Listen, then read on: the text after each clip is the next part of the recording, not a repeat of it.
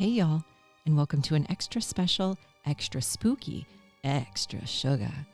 A few weeks ago with Season 5, Episode 1, I shared a Nikki sidebar about the Designing Women house as well as some truly historic houses in Atlanta. Looking at the calendar, we realized what unfortunate timing that we're not talking about Charlene's haunted encounter until next week's episode of Sweet Tea and TV. So with Selena's permission, I'm dropping into your feed on Halloween to share some eerie stories of old Atlanta houses. I'm calling this segment The Ghosts of Atlanta, a spooky tour of the city's most haunted places. This segment started as wanting to wrap up some unfinished business with the sidebar I did in episode 1 on historic homes. But as I researched, I realized there was more, so much more spooky Atlanta to discuss. So let's get into it. If you remember back in episode 1, we talked about the Joel Chandler Harris home, or Wren's Nest. Built in 1884, the house was the resting place of its namesake, Joel Chandler Harris, a famed and sometimes controversial Atlanta-based author. According to a few sources I found, apparently Mr. Harris wasn't ready to leave his nest, even at death. Some claim he still pops by from time to time. That misty creature people have seen sitting in his old rocking chair? That's definitely him, right? And what about those 2 young children staff and visitors have sworn they've seen playing on the stairs and out in the yard? Could that have anything to do with Mr. Harris's young grandchildren who died on the property? Not to mention the tall, slim man dressed in period-appropriate clothing standing peacefully in the dining room and in Mr. Harris's bedroom. One of Harris's sons, people wonder?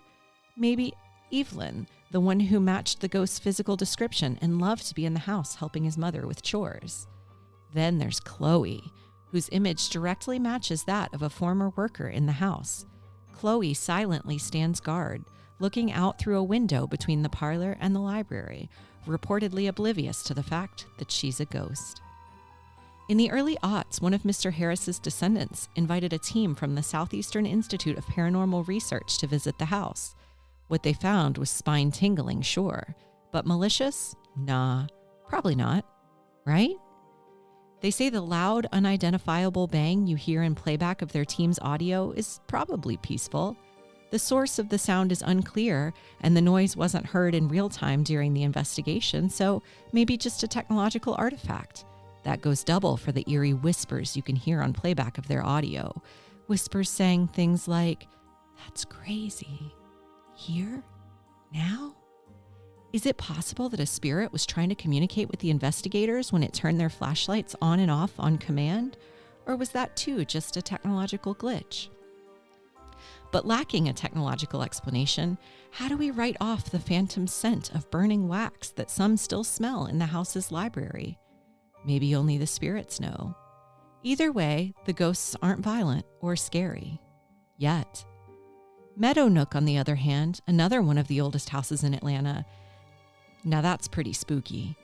Built in 1856 by Lieutenant Colonel Robert Augustus Alston and his wife Mary, the house has a lovely name and a lovely history, but maybe the history isn't all in the past. Current owners Charlie and Sylvia Harrison believe a spirit, maybe the colonel, maybe another unknown lost soul, has smashed plates in their kitchen and placed photos upside down.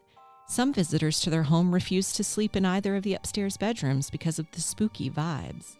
The family chooses to believe the spirit is a good spirit, if not a bit mischievous. We can't discount those instances where he's opened cabinets, revealing long-lost items the family had written off. Charlie and Sylvia certainly haven't. What about the G.W. Collier house, the L.P. Grant mansion, and the Tully Smith house, the 4th, 2nd, and the oldest houses on our lists, respectively? I couldn't find any reporting around ghosts at either of those houses, so I'd say those may be safe bets. If we can't rely on the oldest houses in Atlanta to bring the spooky, who can we rely on? Well, there's plenty of eerie Atlanta to go around. I found a list of very fittingly 13 of the most haunted places around Atlanta.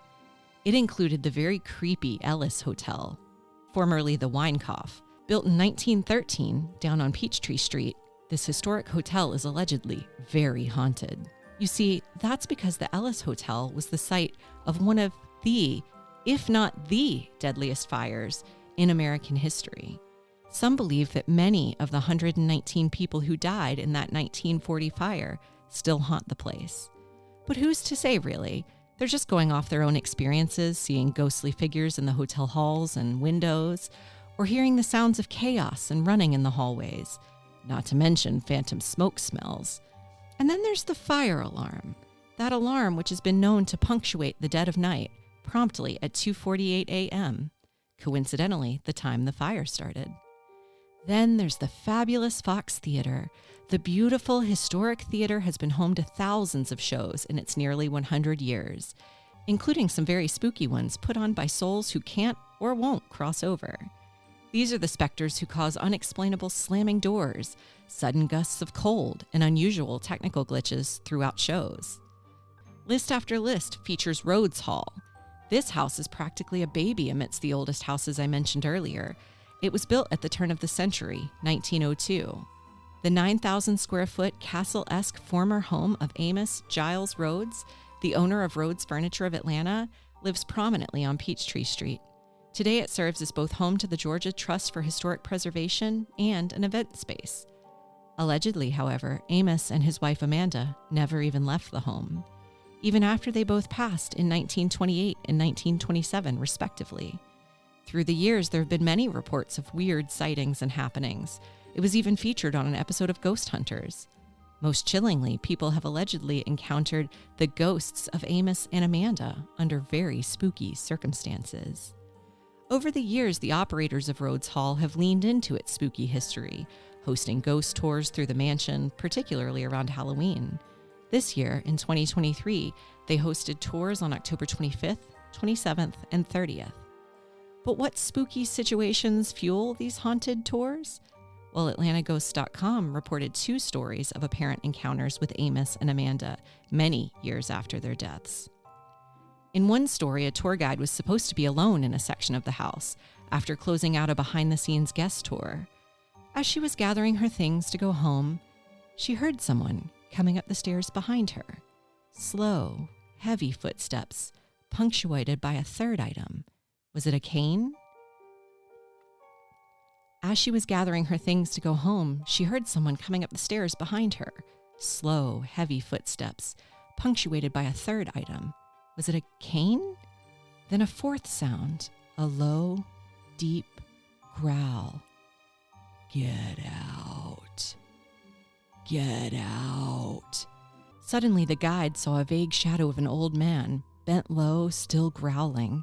As he got closer and closer, his voice rose until he was practically screaming, "Get out!"